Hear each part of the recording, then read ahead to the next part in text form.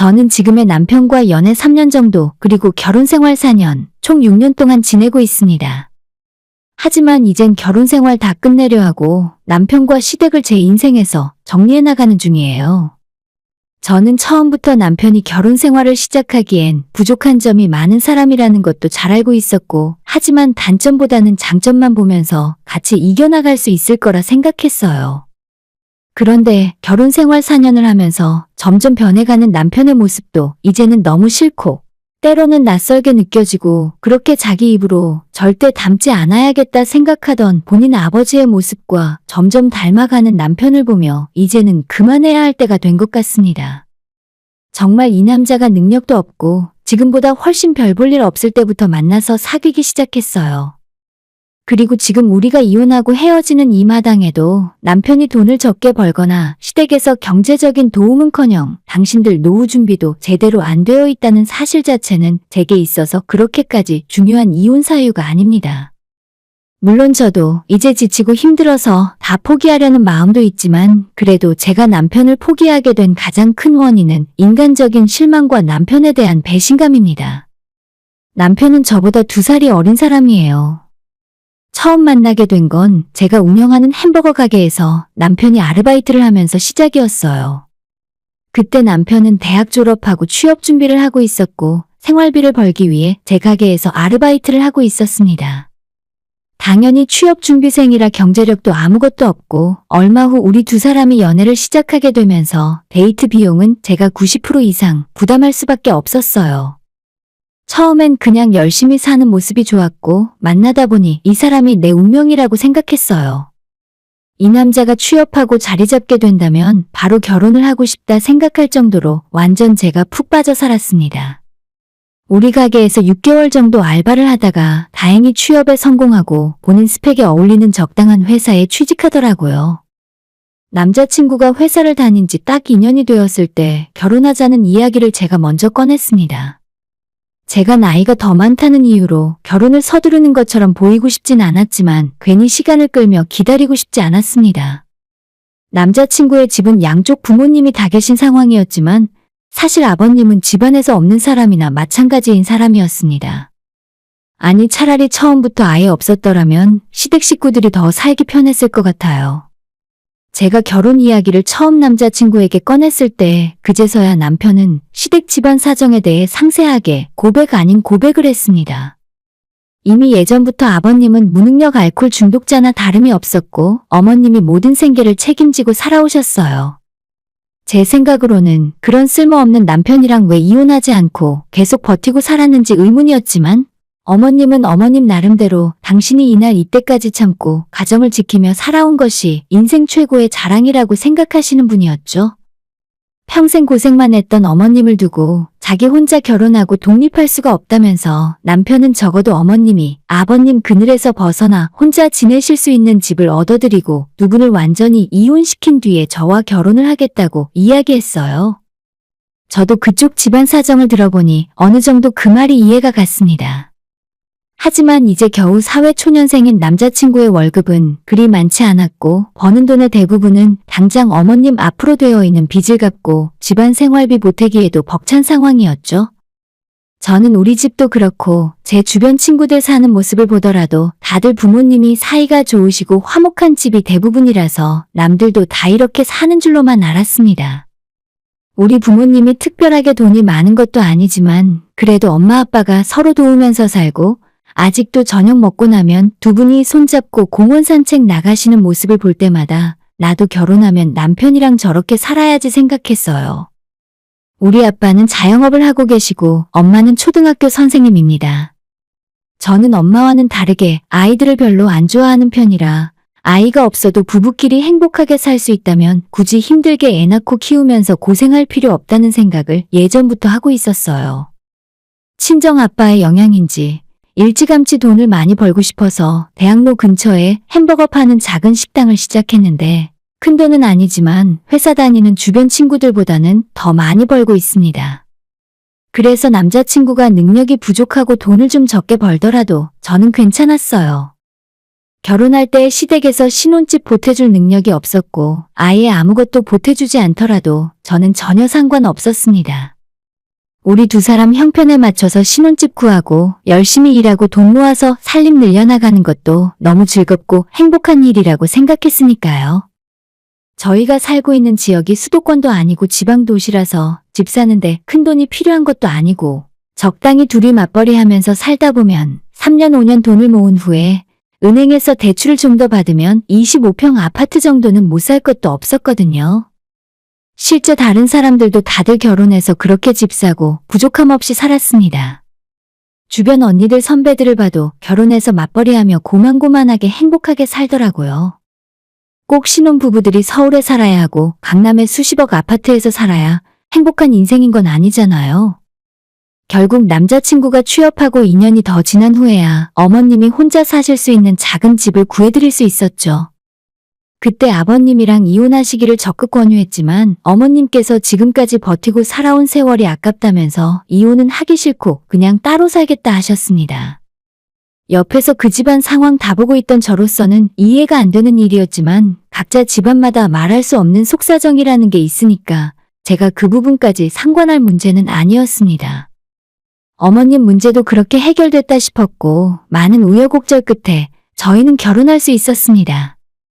신혼집은 제가 모은 돈을 대출을 받아서 18평 작은 아파트에 전세를 얻어서 시작했고 남편이 본인 카드로 혼수 몇 가지 맞춰서 들어오면서 그렇게 살림 맞추고 같이 살았어요. 남편 카드 빚은 결혼한 후에 저랑 같이 갚아나갔지만 그건 역시도 아무렴 어떻겠나 싶었습니다. 우리가 결혼하고 같이 사는 것이 중요하지 부부 사이의 그깟 돈은 큰 문제가 아니었어요. 다만 벌이도 제가 더 많이 벌고 남편이 지금까지 번 돈을 전부 시댁 집안 문제를 해결하기 위해 다 써버렸기 때문에 결혼하고 나서 부부 돈 관리는 제가 하기로 했습니다. 시어머니는 아직 일을 하시기 때문에 당장 용돈을 드리지 않아도 되고 아버님은 집안에서 거의 내놓은 사람이기 때문에 용돈 같은 건 일절 드리지 않기로 했습니다. 나중에 시부모님이 편찮으시거나 저희 도움을 필요로 한다면 그땐 남편이랑 상의 후에 저희가 해드릴 수 있는 상식적인 선에서 도움을 드리자고 남편이랑 이야기했어요. 결혼하고 나서 남편은 제게 시댁 집안 상황을 다 이해해줘서 고맙다는 이야기를 정말 자주 했었고 앞으로 어떤 일이 일어나더라도 항상 함께 하자고 말했습니다. 아버님과는 어차피 남편조차 거의 얼굴도 안 보고 살기 때문에 저도 당연히 볼 일이 없었고 어머님은 신혼 초까지만 해도 분명히 제게 미안하다는 말을 입에 달고 살았어요. 항상 저를 볼 면목이 없다면서 자기는 신경 쓰지 말고 너희들끼리 잘 살라고 하셨습니다. 그때는 정말 우리 부부 두 사람만 행복하게 잘 살면 될 줄 알았는데 그거 하나 지키며 사는 것이 이토록 어렵고 힘든 일인 줄은 정말 몰랐어요. 결혼하고 1년 동안 세상 아무 걱정 없이 신혼생활을 즐겼는데 그 이후 별 생각 없이 받았던 건강검진이 제 인생을 송두리째 뒤바꿔버리고 말았습니다. 나라에서 기본적으로 해주는 건강검진 외에 제 돈을 더 내고 정밀검사를 받았어요. 저는 예전 사춘기 학창시절부터 생리주기도 들쭉날쭉하고 몸이 안 좋아서 산부인과 진료도 종종 받았기 때문에 이번에 건강검진 할 때 아예 제대로 뭐가 문제인지 정밀검사를 받아보기로 했거든요. 가벼운 이상 증세 몇 가지 정도 알아내면 다행이겠다 싶었는데 뜻하지 않게 검진 결과는 충격적이게도 암이었어요. 첫 번째 결과를 받아들고 가까운 지역의 대학병원에서 추가로 정밀검진을 한 번, 그리고 결과를 믿을 수가 없어서 서울의 큰 병원에서 또 한 번, 총 3번을 검진받았지만 모두 암이었습니다. 자궁경부암 1기였고 수술을 권장하시더라고요. 수술 말고 그냥 항암 치료만으로 끝내고 싶었지만 의사 선생님들 모두 수술이 낫다 하셨어요. 1기라서 수술하면 완치할 수 있고 나중에 회복되면 임신도 가능하다 했지만 저는 그때 너무나도 무섭고 힘들었습니다. 하지만 남편과 부모님의 권유로 수술을 받기로 결심을 했고 수술 후에 항암까지 다 받고 다행히도 경과가 좋았는지 아직까지 멀쩡하게 잘 지내고 있어요. 하지만 이번 수술로 인해서 제 인생의 아이를 완전히 포기해야겠다고 결심했습니다. 원래 아이를 별로 좋아하지도 않았지만 제 몸까지 이렇게 아프고 나니 정말 아이를 낳으면 안 되겠다는 생각이 들었습니다. 나중에 회복된다 하더라도 임신과 출산 과정에서 또 잘못될 것 같다는 기분이 들었고 만약 아이 낳아놓고 다 키우기도 전에 내가 또 아프게 된다면 그 아이는 어떻게 되는 걸까 하는 생각도 많아져서 점점 더 무서워졌습니다. 몸도 아프고 심적으로 고통스러운 나날이 계속되면서 남편에게 아이 낳기 싫다는 말을 자꾸 하게 되더라고요. 나는 애 못 낳을 거야. 건강도 시원찮고 이런 마음으로 나중에 좋은 엄마 될 자격도 없는 것 같아. 라고 이야기했을 때 남편은 괜찮다며 아이 없이 살아도 된다고 저를 위로해 주었어요. 옆에 이런 사람이 있다는 사실만으로 든든했고 기분 좋았습니다. 그때까지만 해도 남편은 아이 없어도 사는데 아무런 지장 없다면서 우리 두 사람만 행복하면 충분하니까 자기도 애 없어도 된다 말했습니다.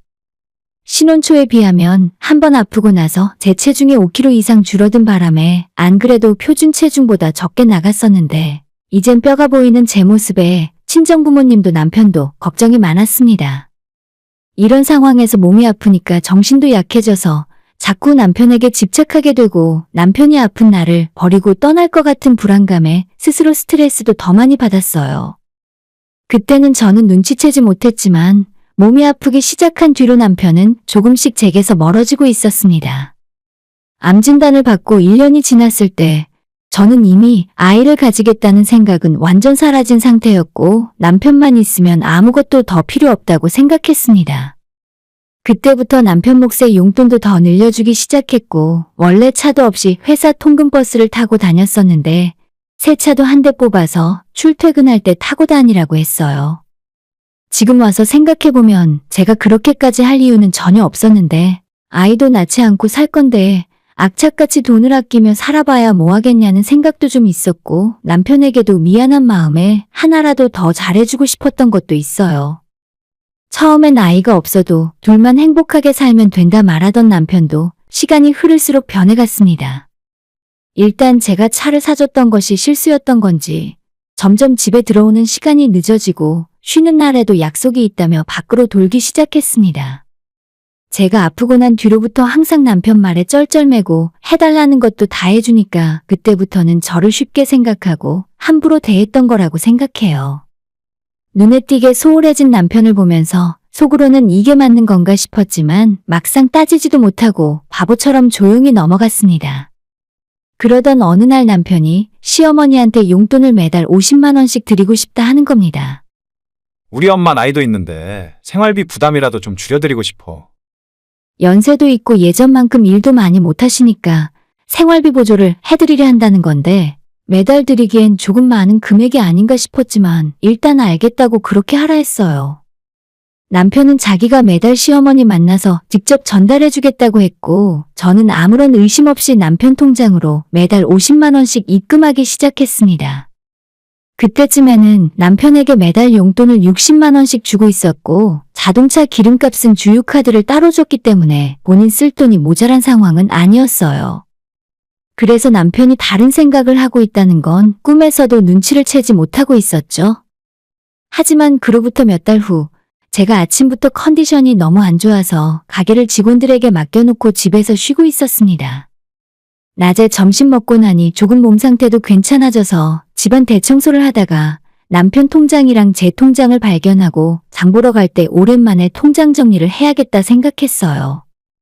마트에 있는 은행 ATM 기계에서 통장 정리를 다 마쳤는데 남편 통장 내역에는 제가 어머님 용돈 드리라고 보낸 50만 원이 매달 찍혀 있었지만 그게 다시 어머님 통장에 빠져나간 적은 없었습니다. 남편이 결혼 전에 쓰던 신용카드는 결혼할 때 제가 다 뺏어버렸고 용돈 쓰라고 체크카드만 줬기 때문에 남편이 어디에서 뭐라고 돌아다니는지 통장에 그 흔적이 그대로 있었습니다. 저와는 한 번도 가본 적 없는 음식점과 고급스러워 보이는 술집들의 이름이 있었고 쉬는 날 저를 두고 외출한 날에 백화점을 열심히 돌아다녔더라고요.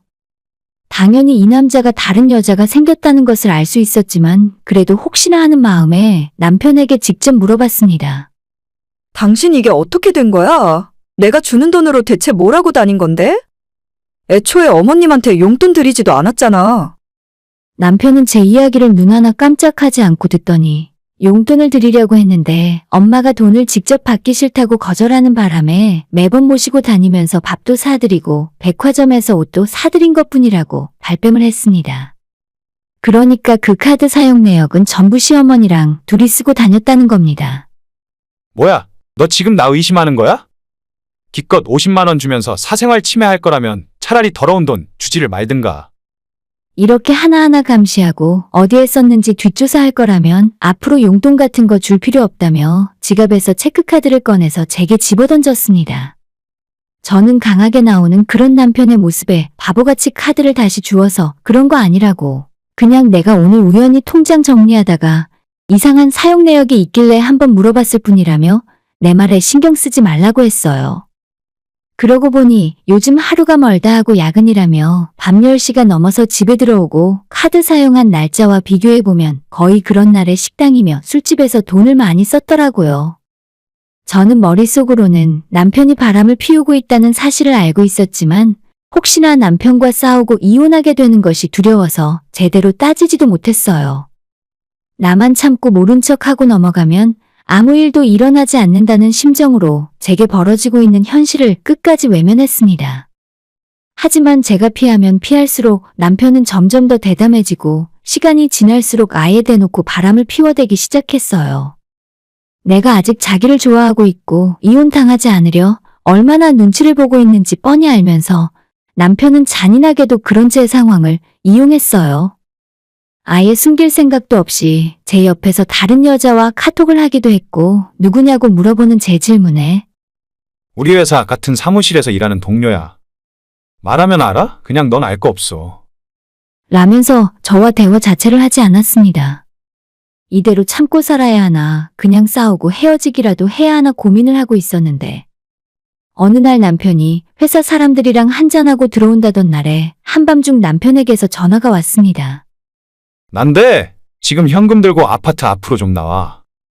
밤 12시 가까운 시간에 전화를 받고 무슨 큰일이라도 났다 싶어서 내려갔더니 남편이 아파트 주차장에서 술에 취해 대리기사와 싸우고 있었어요.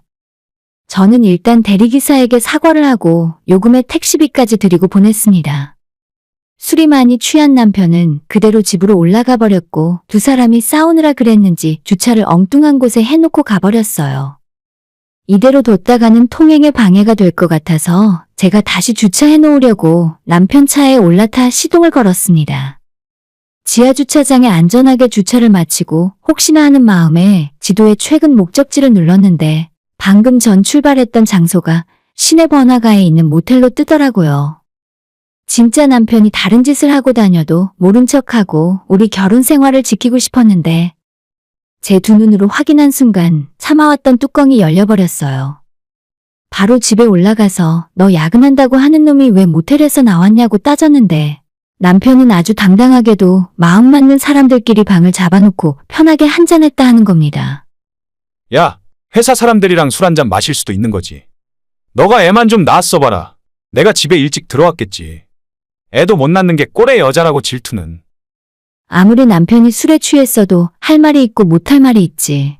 암수술까지 받았던 제게 남편이 그런 말은 절대 해서는 안 될 말이었습니다. 술김에 홧김에 자기 입에서 그 말을 꺼내놓고 본인 스스로도 아차 싶었던지 아니, 그러니까 왜 쓸데없이 남의 뒤를 캐고 의심을 해? 라는 말을 하고 안방문을 쾅 닫고 들어갔습니다. 이미 제 자존심은 바닥이었고 당장이라도 제 눈에서 눈물이 떨어질 것 같았지만 그 자식 앞에서 우는 꼴만은 보이고 싶지 않아서 어금니 꽉 깨물고 참았어요. 그 뒤로 한동안 제가 아무런 말도 하지 않았더니 며칠 동안 제 눈치만 살살 보며 피해 다니더라고요. 별말이 없었으니 이번에도 제가 참고 넘어갈 거라 생각했겠지만 저는 이미 남편과의 결혼 생활을 정리할 마음을 굳힌 상태였어요. 여자로서 저런 말을 듣고 어떻게 계속 부부로서 결혼 생활을 할 수 있겠습니까? 그 전까지는 애써 모르는 척 하려고 의심이 가는 부분도 들여다보지 않았는데 막상 남편의 외도 증거를 찾으려고 하니 너무나도 손쉽게 찾을 수 있었어요. 남편과 같은 회사를 다니고 있는 1살 연하의 여직원이었고 두 사람은 이메일부터 문자 메시지 그리고 남편 차 안에서 두 사람이 불륜을 저질렀던 애정행각의 흔적까지 이틀 만에 아주 손쉽게 모든 증거를 손에 넣을 수 있었습니다. 남편 몰래 전문 변호사와의 상담은 물론 모든 준비가 다 끝났고 이혼할 마음의 준비까지 다 마쳤을 때 저는 남편에게 이혼하자는 말을 처음으로 꺼냈어요. 남편은 저한테는 정이 떨어졌지만 제가 벌어오는 돈은 포기하기 싫었던 건지 너가 나랑 헤어지면 아픈 그 몸을 가지고 다른 남자 만날 수 있을 것 같냐? 홧김에 하는 소리 같은데 못 들은 걸로 할게. 평소 같았으면 그 말이 굉장히 큰 상처가 됐었겠지만 이미 끝내기로 마음먹어서 그런지 의외로 아무렇지 않더라고요. 아무런 말 없이 제가 조사한 남편의 불륜 증거물들을 눈앞에 쭉 펼쳐놨더니 언제 또 자기 뒷조사를 다 했냐 하면서 저보고 하고 싶은 대로 해보라 하더군요. 그래서 바로 제가 사준 차도 뺐고 그날 제 집에서 남편을 쫓아냈어요. 다음 날 바로 변호사에게 연락해서 남편과 그 상간녀에게 소송도 걸고 동시에 이혼 절차까지 같이 진행했습니다. 남편은 어디에서 주워들은 소리는 있는지 결혼 생활 3년 동안 부부 공동재산에 자기가 기여한 부분이 어쩌고 저쩌고 하길래 그동안 3년치 남편 연봉에서 남편에게 줬던 용돈과 생활비 빼고 남편이 타고 다니던 자동차 리스 비용까지 전부 계산해서 빼고 나머지만 돌려주겠다 말했습니다. 대신에 그 돈 받고 너도 그 여자도 합의금 단단히 준비해 놓으라고 말했어요. 고소 이야기가 나오니까 한순간에 남편 얼굴이 사색이 되었습니다. 누나, 고소는 제발 좀 참아주면 안 될까? 나 이번 일 소문나면 회사도 그만둬야 해. 내가 여기 얼마나 힘들게 들어왔는지 알잖아. 연애할 때 이후로 남편에게 누나 소리 들어본 것은 그때가 처음이었네요. 그러거나 말거나 저는 이혼은 당연한 거고 너나 그 여자나 나를 기만하고 재미를 봤으면 그만한 책임을 져야 한다 했습니다. 그리고 나서 남편이 원하는 대로 재산 분할을 해주었어요. 제가 정확하게 한 푼도 빠짐없이 계산을 했고 남편이 그동안 쓴 돈을 다 빼고 났더니 결혼 생활 3년 동안 남편 몫이라고 해봐야 1,000만 원 조금 넘더라고요. 그만큼 본인이 쓰는 돈도 많고 시댁에 이리저리 주던 용돈까지 생각보다 큰 돈이었어요. 대신에 저는 두 인간들에게 상간 합의금을 3,000만 원 불러놓은 상태고 합의는 절대 없다고 말을 했습니다. 두 놈년들에게 똑같이 3,000씩 이야기해둔 상태고 절대 협의는 없고 조정도 없다 했어요. 우리 변호사 이야기로는 재판까지 가고 판결을 받으면 1,500에서 2,000 정도씩은 받을 수 있을 거라 하더라고요. 남편과 이혼 절차는 다 마무리되었고 이젠 재판까지 가던지 해서 두 인간들에게 합의금만 받으면 우리의 더러운 인연도 여기서 끝입니다. 저한테 쫓겨난 남편은 자기가 어머님에게 결혼하기 전에 구해줬던 작은 원룸에서 두 사람이 같이 살고 있어요. 이제 가진 재산 다 긁어모아도 저한테 줄 합의금조차 만들기 쉽지 않을 거고 지금 다니고 있는 회사에서는 두 인간들이 바람 피우다 걸려서 이혼당하고 현재 소송까지 진행 중이라고 소문이 쫙 나는 바람에 여자는 진작에 회사를 그만두고 잠적했다 하더라고요. 당장 돈 안 벌면 굶어 죽게 생긴 전 남편 혼자서 회사 사람들에게 손가락질 받으면서도 꾸역꾸역 못 그만두고 출근을 하고 있는 것 같습니다. 남편이 타고 다니던 차는 이제는 제가 타고 다니고 있어요. 나중에 재판할 때 법원에서 만나게 된다면 그 차 타고 갈 거고 이혼하고 나는 행복하게 잘 사는 모습을 보여주고 싶습니다. 조금이라도 더 본인의 개념 없는 행동을 후회하고 괴로워했으면 좋겠어요. 오늘의 사연은 여기까지입니다. 구독과 좋아요, 알람 설정 부탁드려요. 다들 행복하시고 좋은 하루 되세요.